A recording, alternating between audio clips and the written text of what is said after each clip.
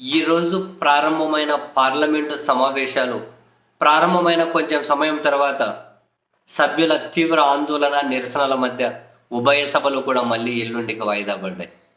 ప్రారంభమయ్యే ఎల్లుండికి వాయిదా పడ్డాయి. కారణం, ఆదాని వ్యవహారానికి సంబంధించి సభ్యులందరూ కూడా తీవ్ర ఆందోళన నిరసన వ్యక్తం చేసేసరికి సభలు ఎల్లుండికి వాయిదా పడ్డాయి.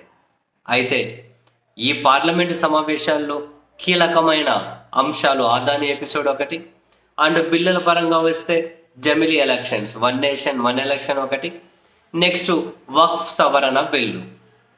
స్వాతంత్రం వచ్చినప్పటి నుంచి అందుబాటులో ఉన్నటువంటి వక్ఫ్ బిల్ ఏదైతే ఉందో ఆ వక్ఫ్ బోర్డు కింద భారీగా ఆస్తులు ఉన్నాయి.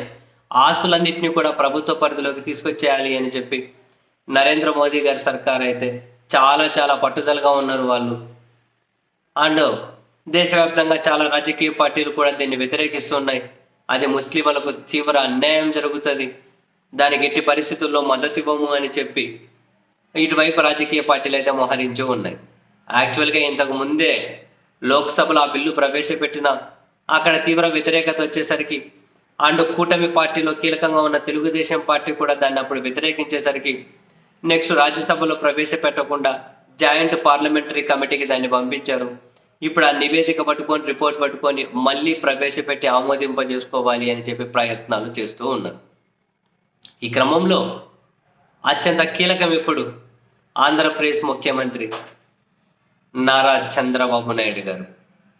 కూటమిలో రెండో అతిపెద్ద పార్టీ వీళ్ళదే. మరి లోక్సభలో దానికి మద్దతు ఇస్తారా? ఇస్తే ఇటువైపు రాజకీయంగా డ్యామేజ్ జరుగుతుంది, ఇవ్వకపోతే అటు పొత్తుపరంగా మోడీ శాలకు ఆగ్రహం కలుగుతుంది. అండ్ చంద్రబాబు నాయుడు గారు ముస్లిం ప్రయోజనాలు దెబ్బతినే విధంగా నేను ఎలాంటి నిర్ణయాలకు మద్దతు ఇవ్వను అని ఎన్నికల ముందు నుంచి వాళ్ళకు మాటిచ్చుకుంటూ వచ్చారు. మొన్న వక్ఫ్ బిల్ అనేది జాయింట్ పార్లమెంటరీ కమిటీకి వెళ్ళగానే, జేపీసీకి వెళ్ళగానే టీడీపీ క్షేత్రస్థాయి నుంచి కూడా మీటింగులు పెట్టి అది మా గొప్పతనమే, మా వల్లే జేపీసీకి వెళ్ళింది అని చెప్పి ప్రచారం చేసుకున్నారు. మరి ఇప్పుడు ఏం చేస్తారు? బిల్లుకు మద్దతు ఇస్తారా? ఇవ్వరా? ముందు నొయ్యి వెనక గొయ్యి. ఇస్తారా? ఇవ్వరా? కోర్స్ చంద్రబాబు నాయుడు గారు తన రాజకీయ ప్రయోజనాల కోసం ఎలాంటి నిర్ణయం అయినా తీసుకోగలరు. తాను ఏ నిర్ణయం తీసుకున్నా లోక కళ్యాణం కోసమని ప్రచారం చేసే మీడియాలు ఉన్నాయి. తప్పును ఒప్పుగా, ఒప్పును తప్పుగా ఎలాగైనా కనుక మసిపూసి మారేడుకాయ చేయగలిగే ఆ స్క్రిప్ట్ రైటర్లందరూ కూడా మీడియా పత్రికల ముసుగులో ఉన్నారు. కాబట్టి మరి చంద్రబాబు గారు ఏ నిర్ణయం అయినా తీసుకొని కరెక్ట్ అని చెప్పే విధంగా ప్రచారం చేయించుకోగలుగుతారు. కానీ క్షేత్రస్థాయికి వచ్చేసరికి రాజకీయంగా చంద్రబాబు నాయుడు గారికి మాత్రం ఇది మద్దతు ఇస్తే నష్టం చేకూరేదే. స్వతంత్రం వచ్చినప్పటి నుంచి అమల్లో ఉన్నటువంటి బోర్డు అది. సో వక్ఫ్ కింద భారీగానే భూములు ఉన్నాయి.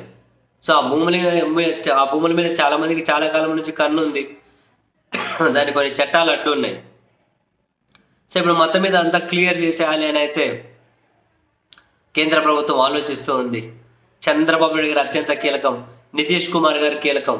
వీళ్ళ నిర్ణయం మీద ఆధారపడి ఉంది దాని భవితవ్యం.